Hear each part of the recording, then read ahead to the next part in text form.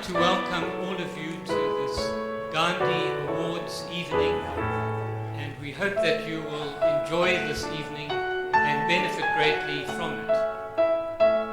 We would particularly like to welcome Ms. Grasa Michelle, who is really our guest of honor here this evening, and the Mayor of Durban, Mr. James Numalo, and the Speaker of the eThekwini Municipal Council, and the Ravi Pillay, Minister MEC in the Cabinet. And we'd like to welcome the families of all those who are going to be awarded, and the rather large Accord family. We're delighted that there are something like 45 Accord-related people here this evening. That's wonderful, coming to celebrate this great award that they are receiving for the excellent work that they have done for over 20 years. I'm going to say a few opening remarks about the Gandhi Development Trust, which organizes this event each year. The Gandhi Trust was established in 2002. Its vision is to build a peaceful, just, non-violent world. And we do this through education and training programs, through awareness-raising programs, and through conducting research and developing innovative strategies. This award ceremony is one of our key events, highlighting the values of some of our leaders from the past and the present, and what we can learn from them. I don't want to list all that we do, but I would like to mention some other significant events. The annual Salt March is a very big event, and the school's speech and essay competition. In 2013, we merged with another organization called Satyagraha, who had also been doing a lot of work bringing out that newspaper with the name Satyagraha, as well as organizing school programs on non-violence. And together with them, we now have a new major program on early childhood education.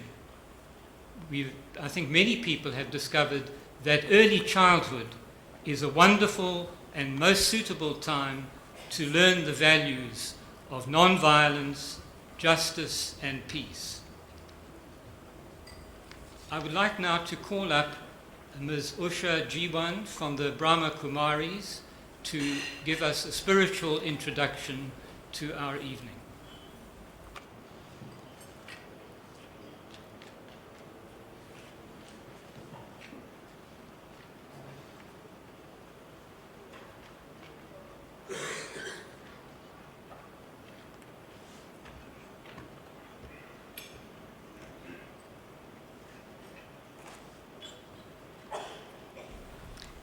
Good evening to my brothers and sisters. May I invite you to settle down and with your thoughts follow these powerful words so that not only do we hear the words, but we create the vibration with our thoughts. Lord, make me an instrument of your peace. Where there is hatred, let me sow love. Where there is injury, pardon. Where there is doubt, faith. Where there is despair, hope. Where there is darkness, light. Where there is sadness, joy. O Divine Master, grant that I may not so much seek to be consoled, but to console, to be understood as to understand, to be loved as to love.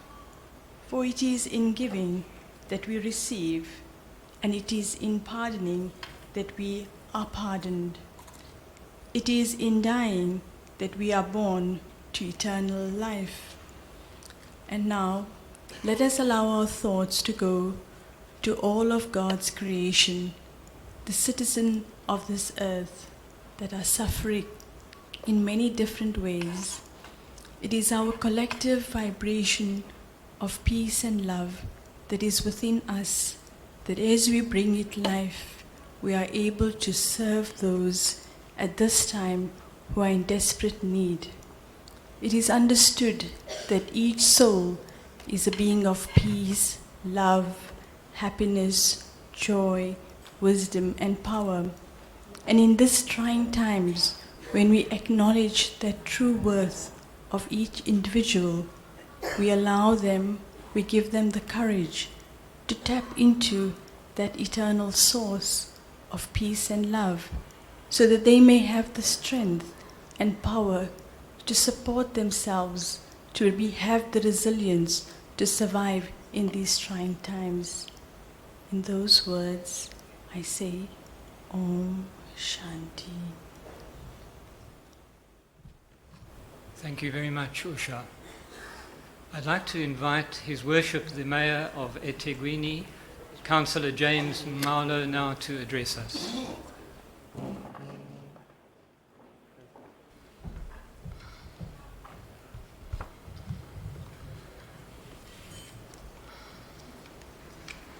Thank you very much, Program Director, Baba Pedi, Miss Ella Gandhi, our veteran here present from Gandhi family, the former First Lady of our former President, Ubaba Dr. Nelson Mandela, Umam Gracia Machel, our freedom fighter and the Rivonia trialist, Ubaba Andrew Mlangeni, our struggle icon and the champion of the women empowerment, Umama Urut Mompati, Honorable MEC of Human Settlement and Public Works, MEC Ravi Pillay, our Speaker, Councillor Logi Naidu, present here, other veterans who are here with us tonight, members of the Consular Corps, especially I just want to welcome our Consul General from India, the leadership of the African National Congress and the Alliance, members of Parliament and members of the legislature, my colleague councillors who might be present here tonight, Amakhosi Asondlunkulu, traditional leadership present, honored guests, members of the media, ladies and gentlemen, good evening.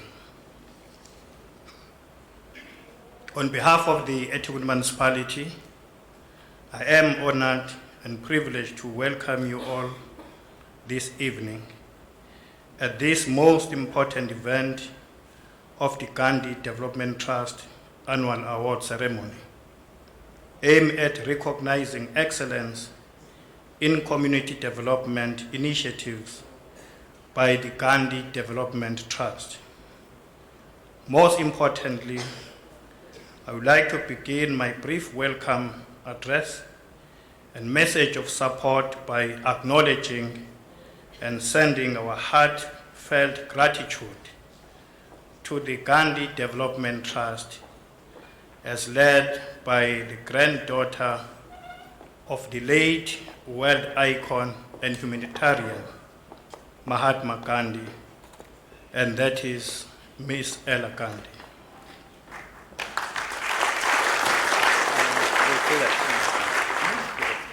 Thank you.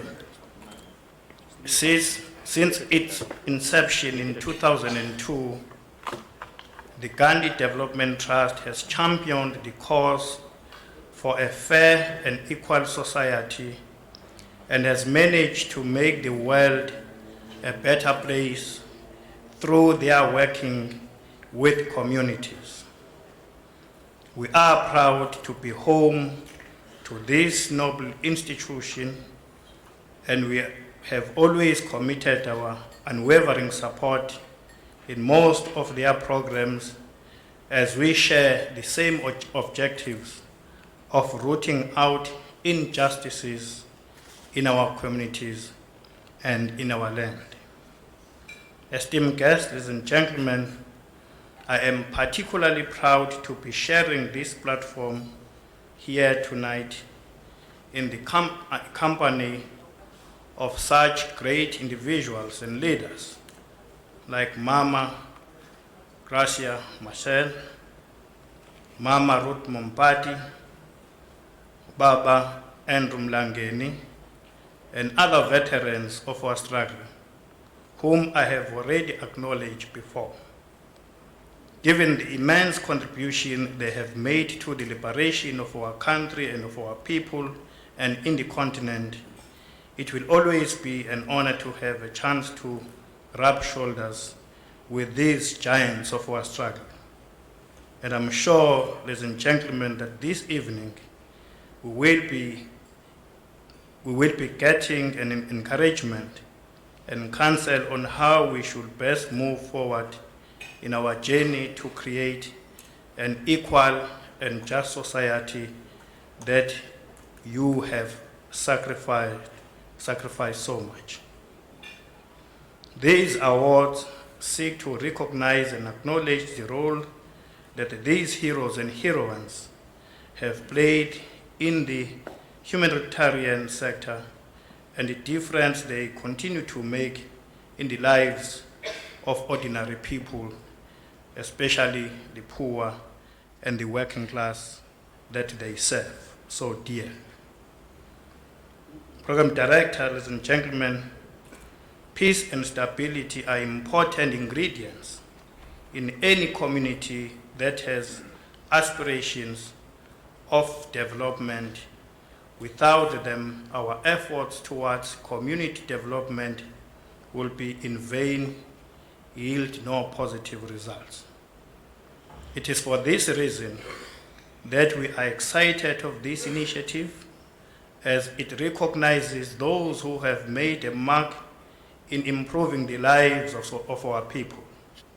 These awards give recognition to their effort and at the same time seek to remind our young people today about our past and the need to protect and defend our gains that we have won so much. At this point, Program Director, I'd like to once more thank the organizers for putting together this noteworthy initiative, and to the awardees, I would like to say that it is your good work that has made you to be recognized, and I encourage you to keep reaching for the stars, because it is you who make South Africa a better place than it was before 1994. Let us continue working together in moving our city, our province, and our country forward.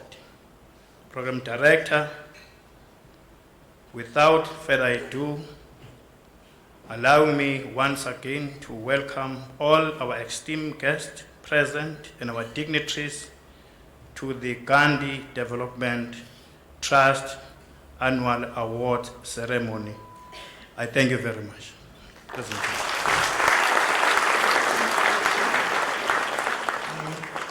We're now going to view a DVD on Accord and Ms. Gracia Machel.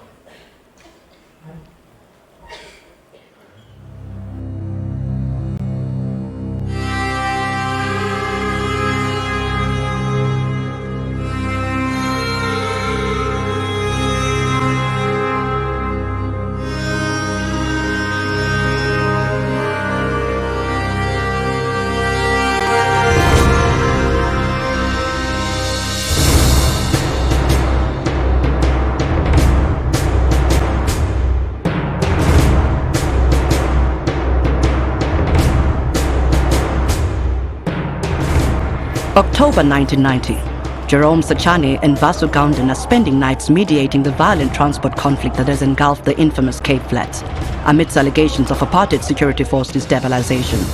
The South African political transition is in full swing, and Accord comes into being to help deal with violent struggle on the ground. The major thrust of the organization at its formation was to work very closely with the National Peace Accord, which was intended to harmonize political engagement in the country. This is a fantastic laboratory for development of a new methodology, a culture of conflict management born in the crucible of South Africa's transition as the world watches and holds its breath. It was the end of the Cold War. We had moved from conflicts between nations to conflicts within nations. This was a totally new environment, and nobody had any answers. This was the environment in which Accord was born, and we had to innovate and create new solutions together with the rest of the world community. By 1994, Accord has developed a new comprehensive peace model and expanded their reach to work with the United Nations and Organization for African Unity. We took our ideas to the UN and OAU and contributed to shaping their conflict intervention strategies. Burundi, 1995, is a country wrecked by protracted war. Accord is offered the opportunity to test their approach on a much broader stage. At that stage, President Nyerere was the facilitator, and we were brought on to assist with the strategy for mediation. When he passed on and President Mandela took over, we were brought on to bring in the civil society and the extremist groups into the peace process. And later, when President Zuma was the facilitator, we assisted in preparing all the rebel groups for the negotiation process. And I think this helped greatly in assisting the process to move from conflict to peace. The lessons increased in intensity. From 1999, Accord support negotiations for the future of the DRC under mediator President Masire, and then on to Somalia with United Nations Special Representative of the Secretary General, Ould Abdallah, and South Sudan to support the implementation of the Comprehensive Peace Agreement. Innovating on the firing line, acting, reflecting, and putting back into our experiences, that has given us invaluable insights. So even outside of Africa, they became really curious about what we were about, right? We went to the Middle East, we talked to the stakeholders of Fatah and Hamas, even Nicaragua, Sri Lanka, became really excited about the entire South African experience and how Accord helps mitigating and transforming the conflict. 2 years after the founding of the United Nations Department for Peacekeeping Operations, Accord's peacekeeping program comes into being in 1994. What started as a project focused on Southern Africa expanded across the whole continent. Over the last 15 years, we conducted peacekeeping training in almost all the United Nations and African Union peacekeeping missions. But what I think stands out is our contribution to developing the civilian dimension of the African Standby Force. But questions remain about how to handle peace processes on a broader level. So how do we improve peace building and peacemaking in the continent? Well, the theoretical debates have been great in terms of what peace building really is, but the lessons from DRC, from South Sudan, and from Burundi had been great in terms of understanding the realities. And I think effectively we are creating a space for developing the African post-conflict reconstruction frameworks. And that's what I like about what the African Union has set up in terms of the African Union peace and security architecture, which serves as a catalyst that we should learn from and take forward in implementation. The Accord involvement in the transition in Burundi, especially dealing with land-related disputes in the provinces, is being used as a model by our operations now in Southern Sudan. 20 years, 20,000 people trained across the continent, from presidents down to local level activists, makes Accord one of the biggest conflict management training institutes globally, and means there are skilled alumni in key positions across the continent. But is this enough? What we need is constant research engagement, looking for new approaches and new ideas in order to contribute to policy development, which also then goes into our capacity building and training initiatives. Look around you. There are no women at the peace negotiation tables. Women are extremely underrepresented. At best, you find them in the corridors petitioning peacemakers and negotiators. But we want them not in corridors, but at the negotiation tables. Accord has been trying to bring the voice, participation and influence of women to peace negotiations since 1995. We recognize as an institution that UN Resolution 1325 is a breakthrough and a victory for women in peace processes. But at the same time, we are conscious it's not enough. And therefore, we will continue to put Accord at the agendas and struggles to ensure the full implementation of UN Resolution 1325 for women in peace and security. 2012 is the 8th edition of Accord's Africa Peace Award. From humble beginnings, recognizing local peace efforts in Durban's own Little Beirut, the award was taken continental in 1995 to draw attention to peace on a broader scale, and Nelson Mandela was the inaugural recipient. The protection of human rights, the good governance of public affairs, and the peaceful resolution of disputes are critical now as they've been 20 years ago. Over the last 20 years, we are proud to have made a significant contribution in transforming the lives of our people who are affected by conflict. 20 years from now, Accord will dedicate itself not only to manage and resolve conflict, but more importantly, to prevent it and to transform it into lasting peace. It has been a pleasure to see the organization grow in terms of its operational capabilities in conflict resolution, and also to see the improvements in financial management and financial reporting. As chairman of the EXCO, I'm particularly pleased with the fact that we've had unqualified reports for the last 10 years and even longer. This is highly appreciated by our donors and other stakeholders. The complexity of global challenges now dwarfs the challenges of 20 years ago. There is an absence of consensus on how to deal with these many challenges, but Accord is conscious of the urgent need to move beyond the mitigation of conflict to true transformation. Local and national conflicts are undeniably linked to global dynamics. We live in a world of paradoxes. For example, we live in a world where there is unprecedented prosperity, whilst at the same time we see growing inequality. This is unsustainable. We need to come together and build a world that is sustainable. We need to say, how do we bring influential leaders? How do we bring masses of people, particularly young people who are so empowered today with social media, and bring them together in a forum, have a conversation about building a new social contract that will result in a new world, a sustainable world, one in which there is equality for all.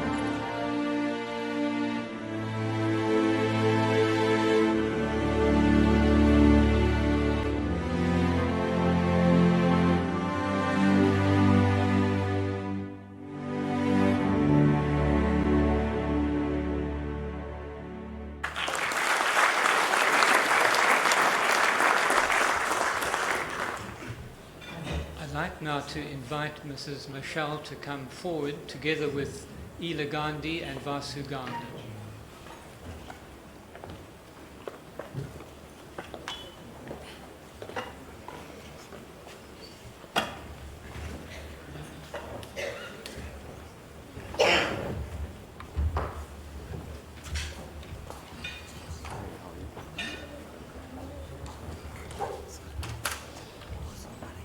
The Mahatma Gandhi International Award for Reconciliation and Peace 2014 is presented to the African Center for the Constructive Resolution of Disputes, ACCORD, in recognition of the tremendous work done by this organization in promoting peace in Africa and the world. The award will be received by its chairperson, Ms. Graça Machel.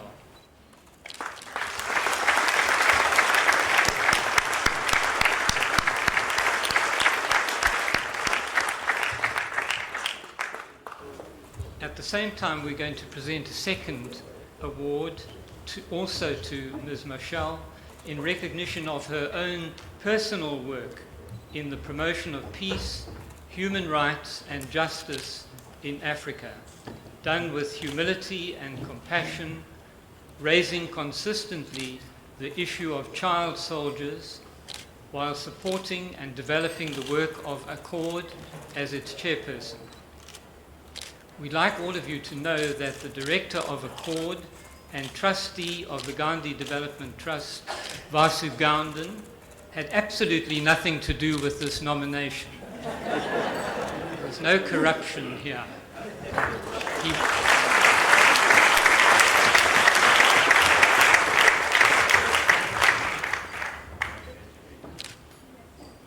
And we invite Ms. Graça Machel to respond to the award.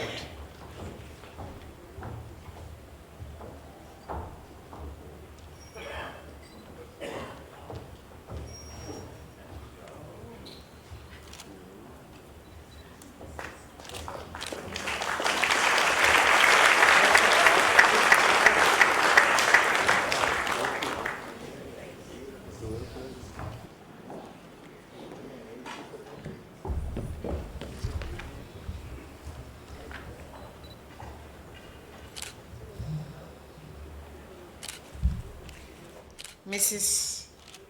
Ella Gandhi,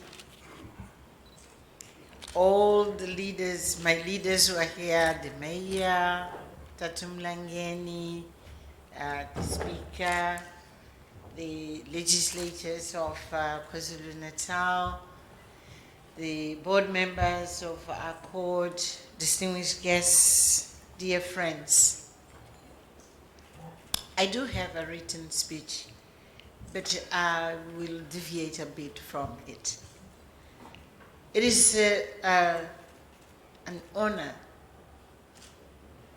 and we are extremely humbled as ACCORD, we the trustees, our executive director, our staff, all the stakeholders who have allowed us to develop the work along these 20 years.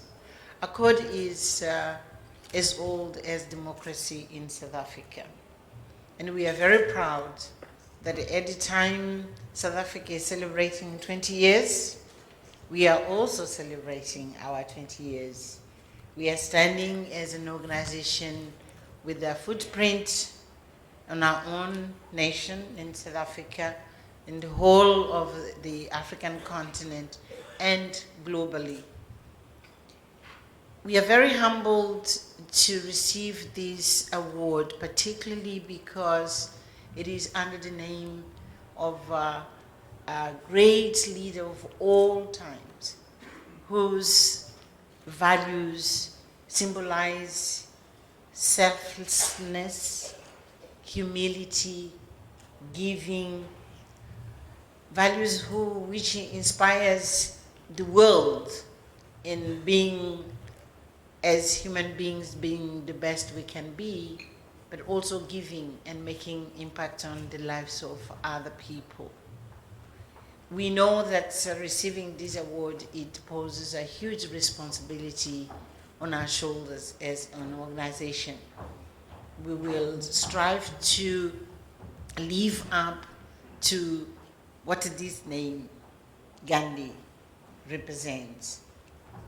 We are an organization which chose to be working on peace building. And we are proud to say that we are recognized not only in many African countries, but globally. We are actually the face and the voice of African contribution into issues of peacekeeping, peace building, and we have trained thousands and thousands of people in our own continent to give and share our knowledge and experience of how they can deal with their own challenges in their own countries. But I'd like to focus a bit on us as a South Africa. This award talked of reconciliation and peace. Yes, we have reconciled. During these 20 years, we have proven that we can build bridges amongst South Africans and to have the foundations of a society in which we learn to accept one another and to build a future together.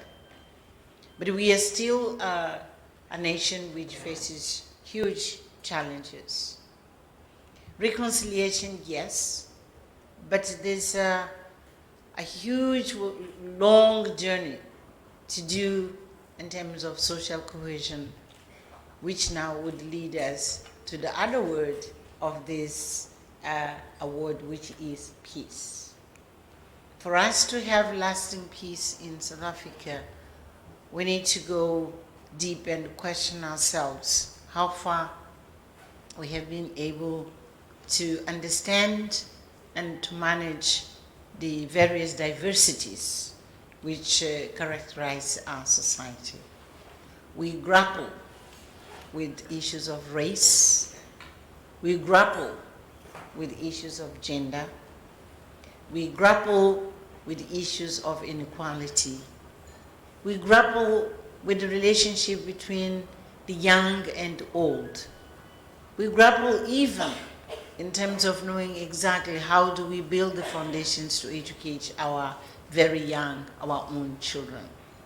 Peace will mean for us as a court as well to learn to navigate in giving our contribution to manage and to build that space of belonging in which all these diversities can meet, but they will build social cohesion which will provide us with lasting peace.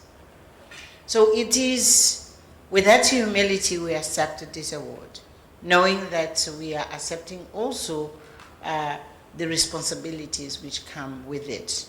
And we are ready to continue to work with our country, with all the institutions, knowing that only when every single South African will have that sense of belonging, of sharing, of equality, then we can say we have realized the mission we have chosen for ourselves. Now let me come to two issues which are close to my heart as a person. While we received this award, I'm thinking of the women of the DRC, Eastern DRC. We all know, and we have heard hundreds of times how those women have been humiliated, been raped 100 times. It is well documented, but it's as if all of us, we can go to bed and rest without having demanded justice for those women. Those women are a symbol of millions of African women who in different circumstances, not only in situations of conflict, but in different circumstances, do not have their dignity respected, do not have the rights acknowledged. They are not valued even as human beings. So while we receive this award, we have to think how much we have been doing to embrace those women and to give them a bit of what we can consider to be our solidarity for them to rebuild their lives. The other issue I would like to mention while we are receiving this award, some months ago, all of us, we focused our attention to the girls who have been abducted in Nigeria. It became an issue which was part of our daily lives. But soon we forgot about them. There are hundreds, and they continue to be abducted. But the girls in Nigeria are just a small indication of how the rights of girls in our society are being violated. These girls are being used as shields of religious intolerance, but much more than that. It's not only in Nigeria. In our own borders, in our own sub-region here, we have thousands and thousands of girls who are being trafficked. Thousands and thousands of girls who are with no face, not even as the statistics, because we don't know how many they are. I'm saying when they say to us, they give us a recognition for the work we have been doing. Yes, we have to accept that we have been doing some work. But our hearts are also heavy because we know we have not done enough. There are all these women and girls and children who go hungry. Children who, just yesterday I came back from Tanzania, and Tanzania has one of the highest rates of child marriage, where girls are being given for marriage at the age of 7, 8, 10, 15 years, 14 years. And even the laws allow a girl to get married at the age of 14. And as you know, Tanzania is our sanctuary as a liberation movement. All of us, we received a huge solidarity from Tanzania. And I had to go and say, yes, we are free politically, but while we have our children being treated like this, what can we do together to give a real chance to a child to be a child, to be happy, to enjoy laughter, to go to school? I'm bringing this to say, many of us, when these awards are handed to us, we really receive them, one, with honor and humility, but at the same time, with the heavy heart. All of us, as society, we have these huge, very, very huge challenges. The continent of Africa has more than 43% of children who are stunted. Stunting, it means these children are not going to grow physically, but more importantly, intellectually. They will never reach the potential of their development intellectually, which means they will be sort of a half with the ability of realizing themselves. So being advocate for children, being advocate for women, you question yourself every day. What am I doing? Am I doing enough? And when people say thank you, you say, oh, you do not know how much sometimes sleepless nights I have, because my voice has not been strong enough to make a difference in the lives of these millions of children and these millions of women. So both as a court and individually, I want to thank the Gandhi Development Trust for giving us these awards. But most importantly, I have to thank them for reminding us that whatever we have done so far, we have not done enough. And if we still have energy, then we have to channel that energy to ask ourselves what else we can do and how better we can do what we are doing. I want to remember here our chair, our first chair of our court, Professor Jakes Hervel. He was the first leader of our organization. He left us last year.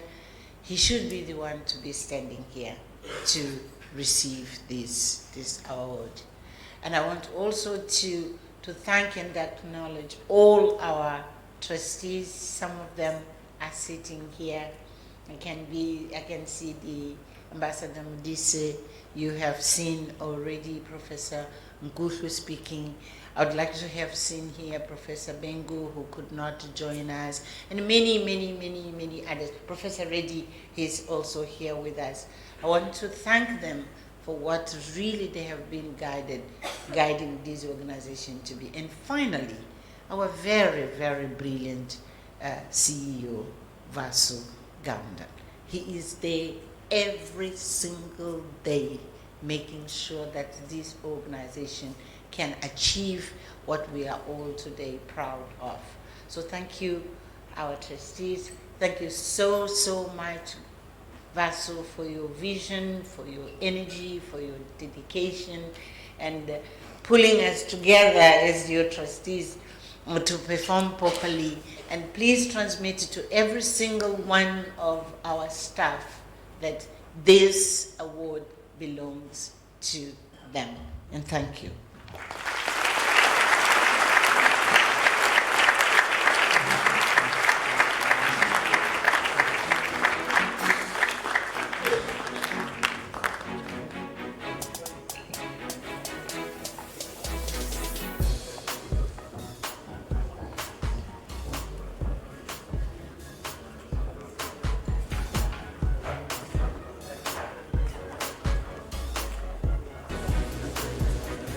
Thank you very much to Ms. Grasa Machel for that wonderful message. Can we give another round of applause to Ms. Machel?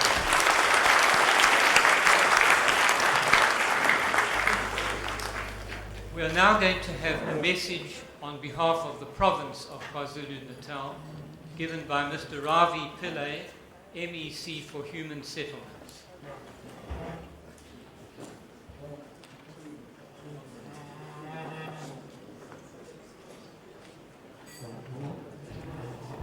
Thank you, Paddy Khani, Program Director,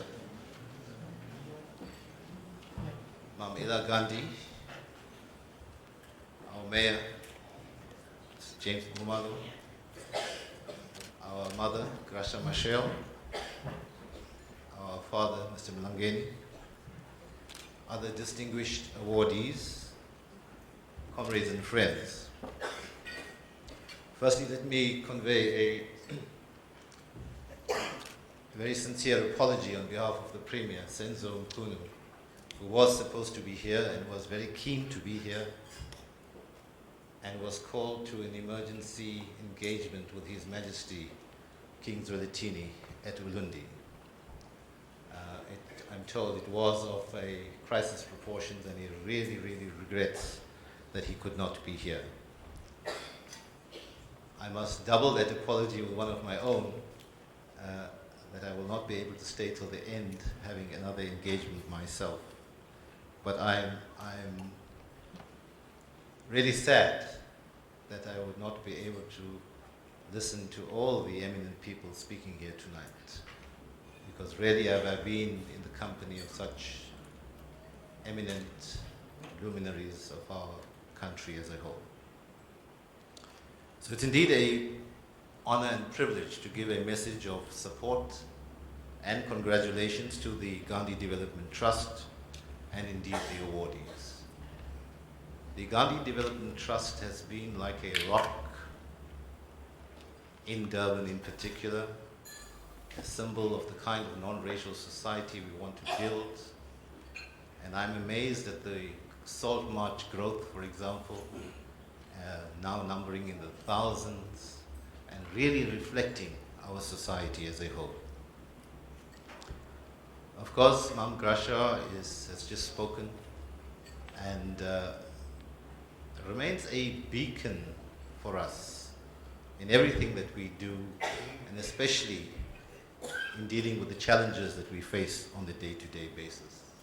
And there's no doubt that we are challenged to do the right thing, challenged to be able to deal with people who do the wrong thing, and challenged to, despite all our challenges, take our society forward. So I want to pay tribute to all the awardees, that they should never underestimate the esteem with which they are held by, indeed, I can say, all South Africans. And especially those of us in government and in the ANC, have no doubt that you remain the beacon for us. It was said, I'm not sure by who, but it was supposed to be an eminent person, that the state will be the sole instrument for our reconstruction and development program. But I think I, and I'm sure you, would have come to the conclusion that that cannot be so. That there has to be a vibrant partnership with civil society and indeed the private sector. A partnership of all our talents, because the challenges we face are too big for any individual sector to succeed on their own. So on behalf of the provincial government, I want to assure you that at every cabinet Lekutla, and indeed the last one which just ended last week, indeed every cabinet meeting, this task of building that partnership with all our stakeholders is a very, very critical one of high priority for us. I want to say to those of us in civil society in particular and the private sector in general, that disengagement cannot be an option. Because when we meet people, you get a sense that they sometimes feel that they'd rather disengage because they cannot manage the frustrations that they sometimes have. And in appealing to you not to succumb to those, I would say the challenges we face now really cannot be more severe, cannot be more painful, cannot be more difficult than the challenges we faced before 1994 and when we united in the way that we did to overcome as we did. I don't think we can take our cohesion for granted. The lessons in other parts of the world should be instructive.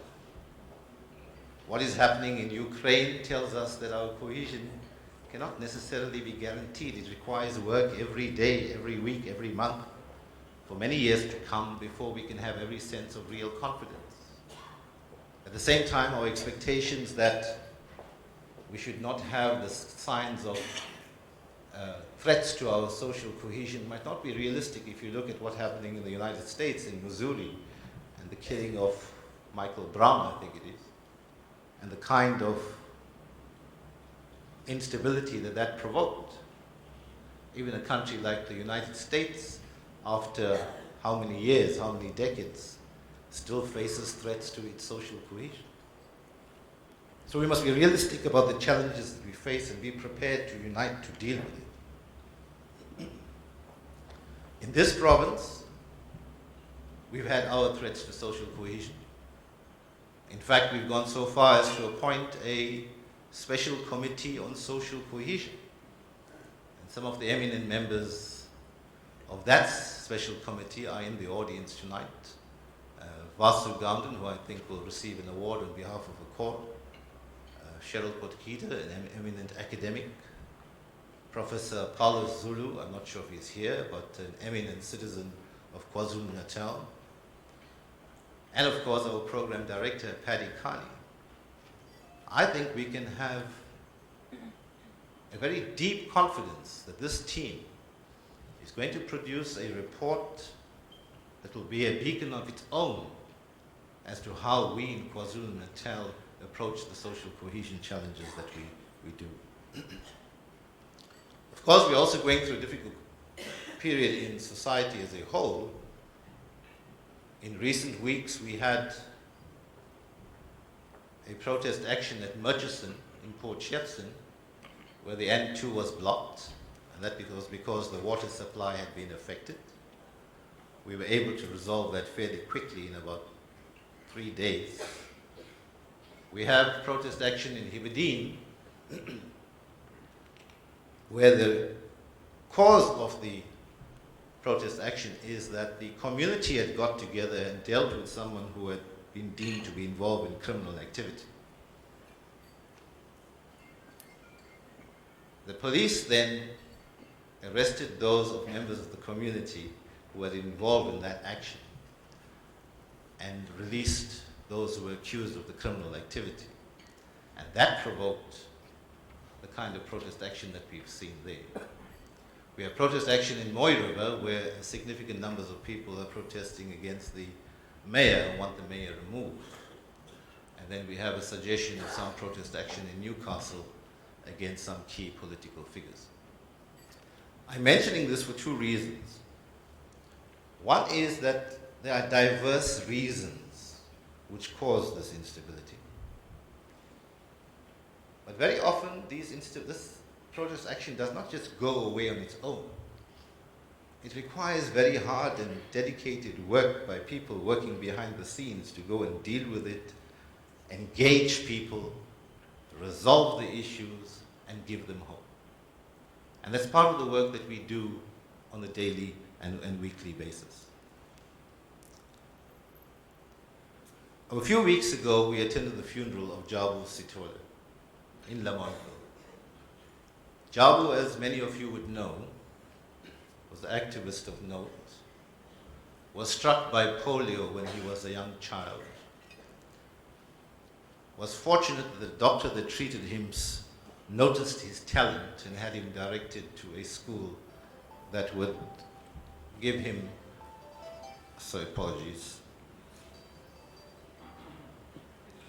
that would give him a reasonable education.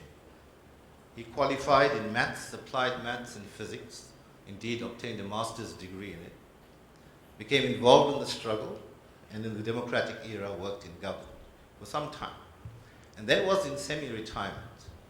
And what did he do?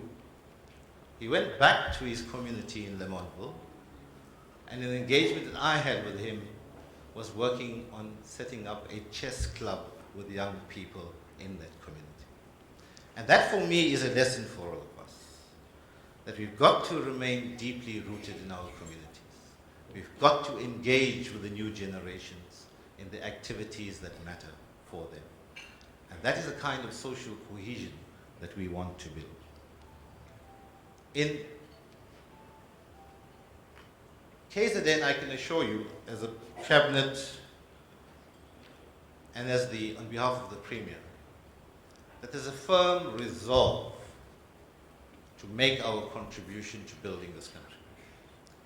We can look back over the 20 years and examine where we came from as KwaZulu-Natal, the challenges that we overcame.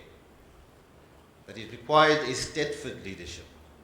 It required a deep strategic leadership to overcome what we have and bring us to where we are today. We think that KwaZulu-Natal indeed can be a beacon for the country as well. Durban was for many decades a beacon for the country, producing many outstanding leaders. And today in this room, there are many leaders who are being recognized, but there are many, many talents that I see here who have a great contribution to make. So let us all, in this room, in the state, and outside state, in civil society, and in the private sector, let us unite in a very socially cohesive way to make this contribution to taking our country through for the next 20 years and be inspired by the awardees that we are recognizing tonight. Thank you very much.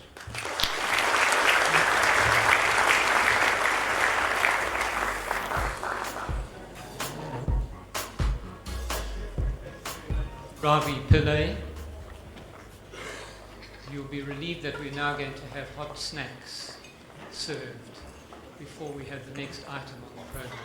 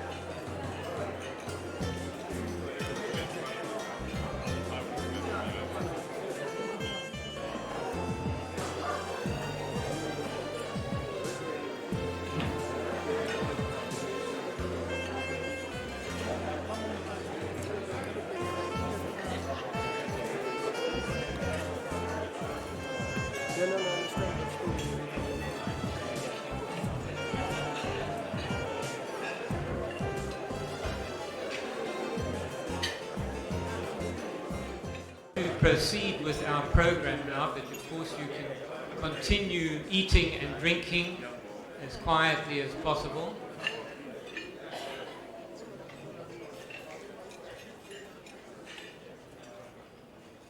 Over the years, the Gandhi Development Trust has received support from many individuals and organizations in various ways, through personal contributions, in cash or in kind.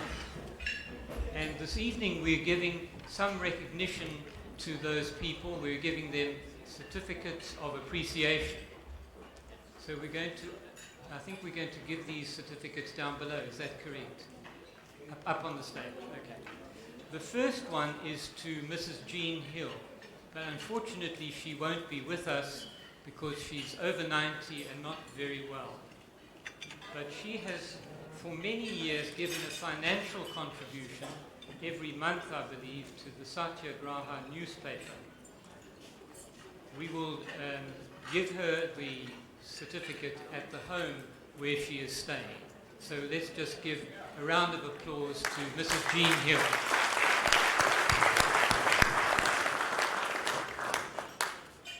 Then to Professor Bonganjalo Gorba, a certificate of appreciation for commitment to the goals of the Gandhi Development Trust, and in particular to the promotion of peace and non-violence in our country and internationally, and not least of all, for providing space for our Gandhi Development Trust office on the DUT campus. And we're very grateful to his successors who've allowed us to continue to have that space on the campus. So if Prof. Gorba could come forward, please. Not him. Okay. A round of applause for him, please.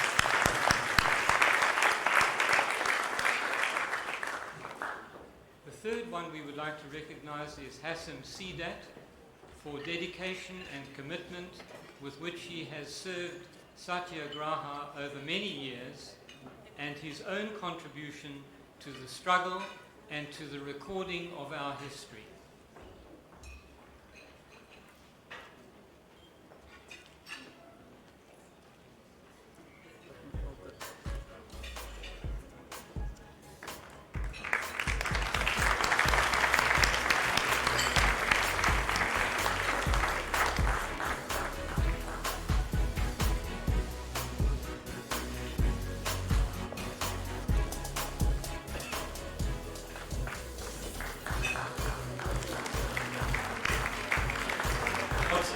acts is a walking stick.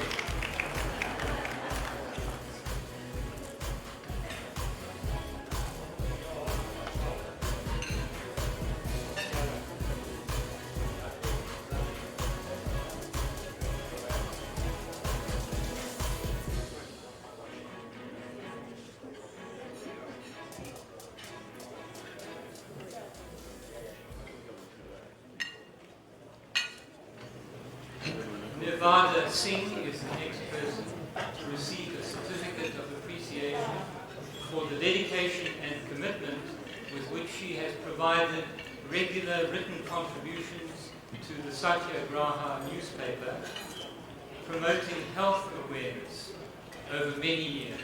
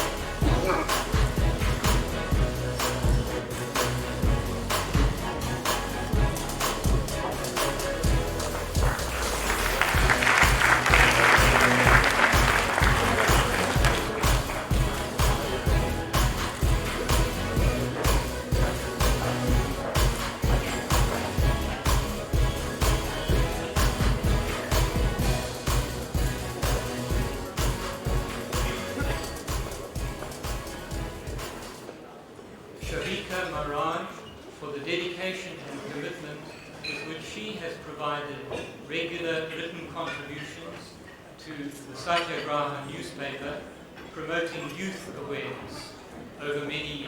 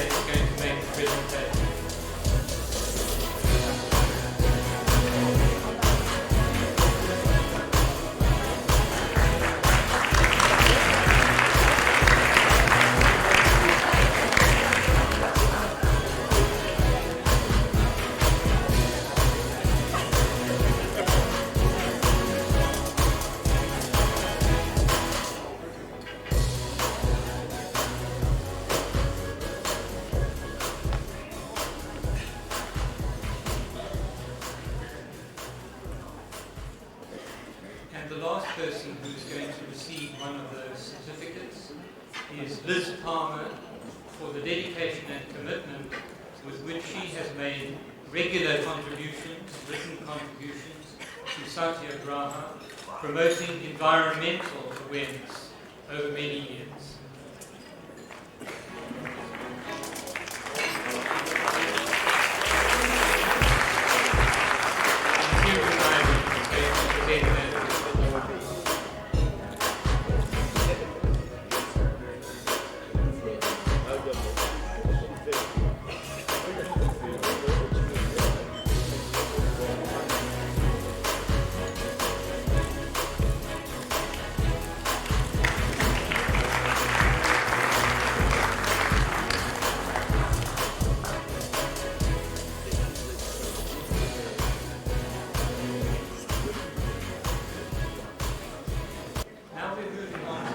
Phase of our program in which we give the Satyagraha Awards.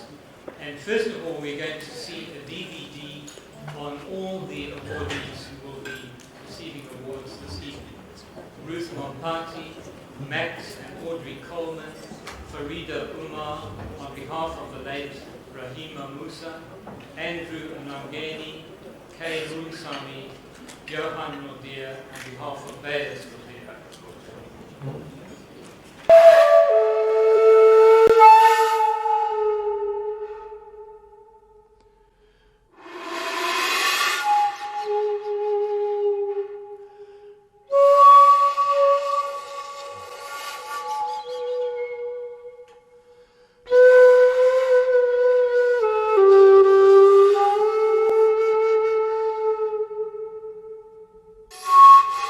20 years ago, the scene was set for the transformation of South Africa.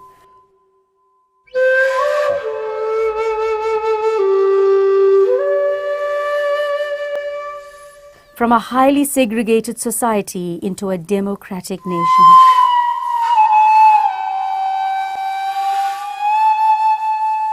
Hundreds of years of struggle has brought us to where we are today.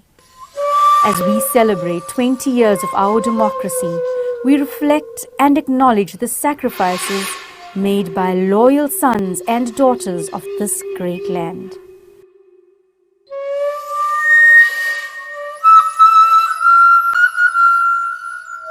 Today, we can live in dignity and freedom. We can visit any part of our country, our townships, our schools, and our factories are no longer under siege. All because of their commitment to democratic South Africa. For us to be able to enjoy this freedom, many sacrifices were made. Many spent their youthful years incarcerated. Lives were lost. Many families were cast asunder, and many suffered torture and death at the hands of assassins.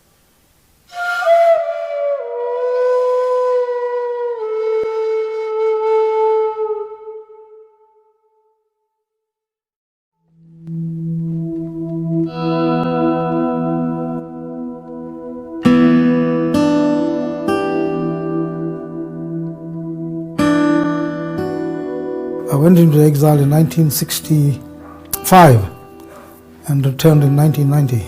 Every evening you'll find groups of passive resistors going to Gale Street to defy the law. So they used to be arrested, appear in court the next day and sent to prison.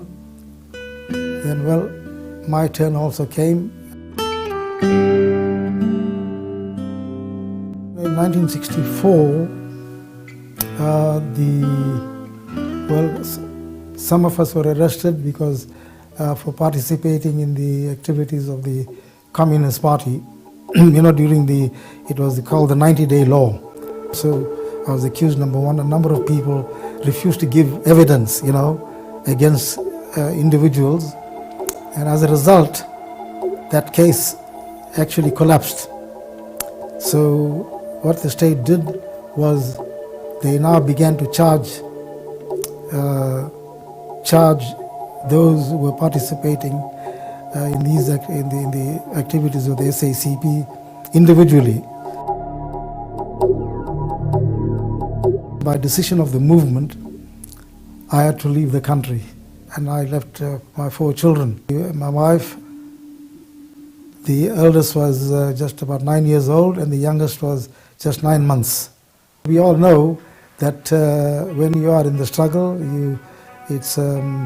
you'll have to forego a number of things in one's life, because what the movement taught us and what we learned from the movement is that the cause you serve transcends your personal life.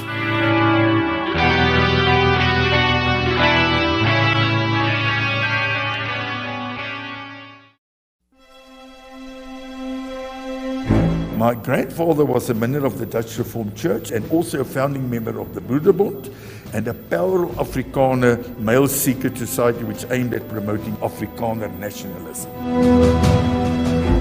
My father changed came after the Sharpeville massacre. That is when his change of heart involvement in the liberation politics took place, where he realized that he cannot stay silent anymore. After Sharpeville, churches from overseas and so forth, and the English churches of South Africa then had a conference, which they called the Cottesloe conference at that time. They then came to at a vote and they said, listen, this is wrong.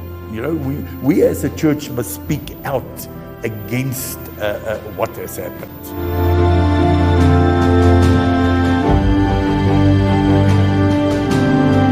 Then the next day, Hendrik Verwoerd came and said, stop the bus. Other representatives of the Afrikaans churches then retracted their statements. And he then refused. At that time, he was minister in Asville-Kop congregation, which was what we say in Afrikaans, the Bakermat, the heritage site of the real super nationalist parties. In the family, they also said to him, but how can you do it? It's impossible.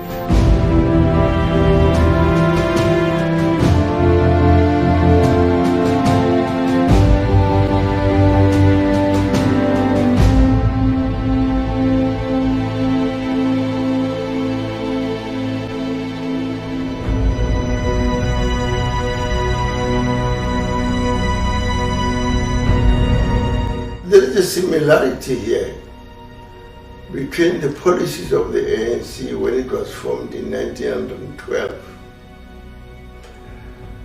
It was a non-violent organization. We were not different from what Mahatma Gandhi was preaching. The formation of MK officially launched in 1961. I was recruited. We were the first 6 people to be sent out by the organization, by the movement, to go for military training. The military wing of the ANC to be called MK, Umkhonto Wesizwe, the Rumo la Sechaba, the spear of the nation. Organization did not fight against white people. Our struggle was against apartheid, the destruction of apartheid, so that everybody in South Africa can have a right to choose a government of their own.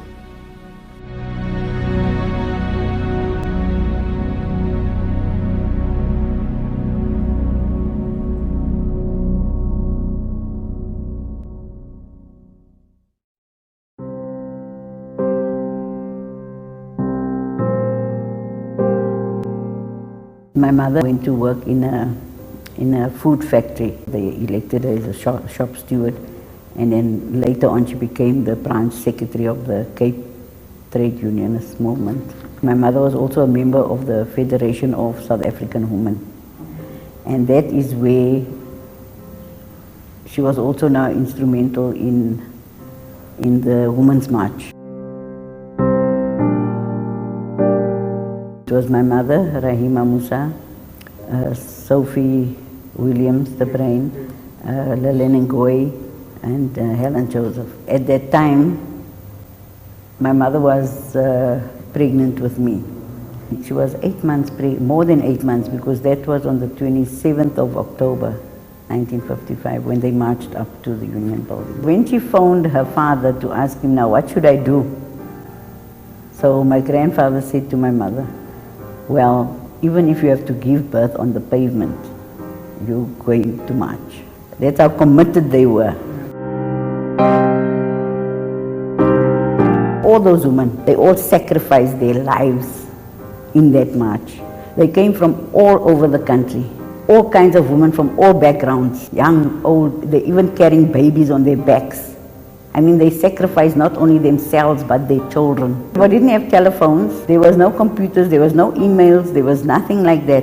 It was just by word of mouth and maybe by sending out letters that they got the word through to everybody. That just shows how united people were in those days.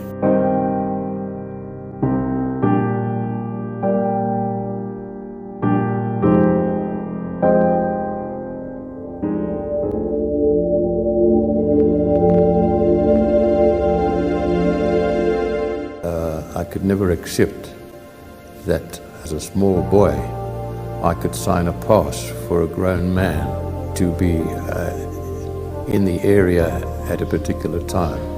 The opportunity to do something about it, that came later.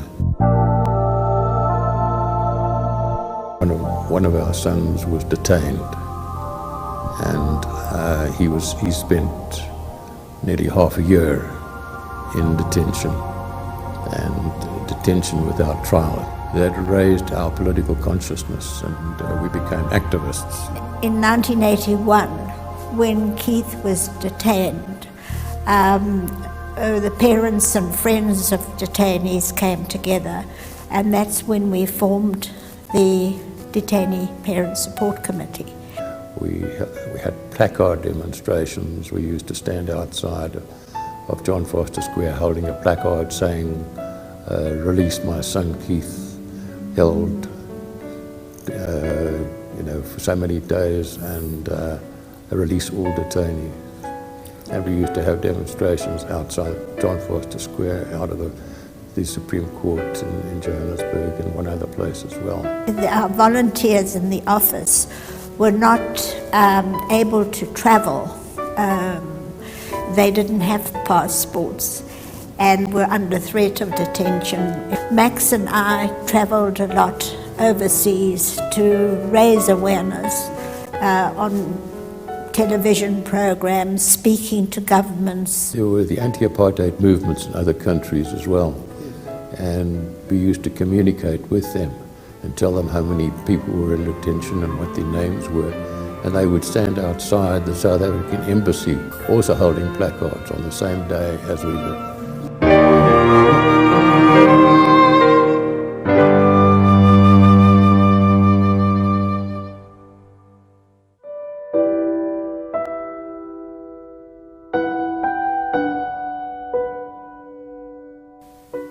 My next door neighbor was, as I said, the husband was a doctor, and she was also taking medicine, but it was very difficult for her to go. So because she could type, she got a job at the firm of Mandela and Tambo. And she worked there, but then she really wanted to continue her medicine. So I went to a private tutor and did shorthand and typing. Just when I was about to finish my course, she came to me and said, "Look here, I've got an opportunity to go back to school. I'm going back to school, so why don't you apply for the job I'm doing?" Then I went and applied. I was employed. Mandela and Tambo employed me, so I took that up. I became very active in the women's movement. The first thing that got us really, it was the so-called Bantu education, because it was just at the time when I got married that it came into force. And we were very, very active in trying to get our people to oppose Bantu education. We marched, addressing our people to say this is no education. We must not stop opposing it, because we don't want our children to be second-grade citizens because of their education. They must get the same education as everybody else, as the white people, the white children of this country.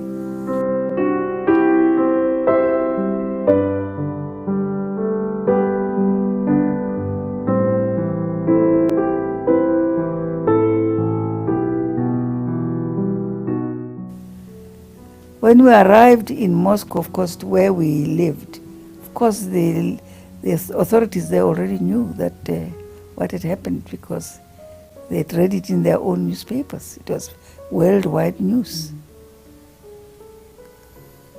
And we just didn't know what was going to happen. Of course, after a few days, there was a message to say that you cannot go back to South Africa unless you want to go straight to prison. I was supposed to have come back in 63. I came back in 64 to Tanzania. So 65, 66, 67, 68, 69, 70, 71, 72, 73, 74, 75, 76, 77, 78, 79, 80, 81, 82, 83, 84, 85, 86, 87, 88, 89, 90. I came back home.